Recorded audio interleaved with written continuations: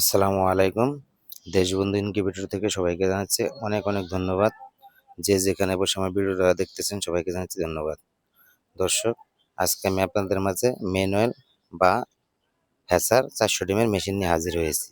আসলে বন্ধুরা, কে না চায় অল্প টাকা একটা ভালো মানের মেশিন নিতে, সেটাই চিন্তা ভাবনা করে আজকে আপনাদের জন্য এই মেশিনটা নিয়ে আমি হাজির হয়েছি।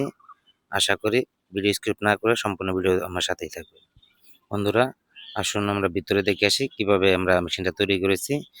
আমরা কিন্তু সম্পূর্ণ পার্টেক্স বডি দিয়ে মেশিনটা তৈরি করেছি এবং এটা কিন্তু সম্পূর্ণ অটোমেটিক।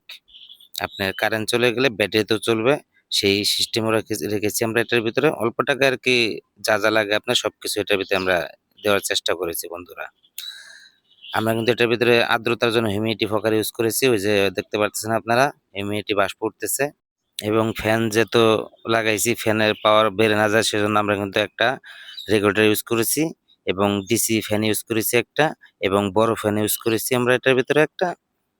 অতিরিক্ত আর্দ্রতার কারণে কন্ট্রোলার যেহেতু নষ্ট হয়ে না যায় সেজন্য আমরা কন্ট্রোলার কিন্তু উপরে ইউজ করেছি। কন্ট্রোলার ইউজ করেছি আমরা এসটিসি 3028, খুব ভালো মানের কন্ট্রোলার, এবং একটা আর্দ্রতা দেখার জন্য হাইকোমিটার এবং ডিসি W1209 কন্ট্রোলার ব্যবহার করেছি আমরা। আমাদের প্রত্যেকটা মেশিন বন্ধুরা 3 লেয়ারে তৈরি করা।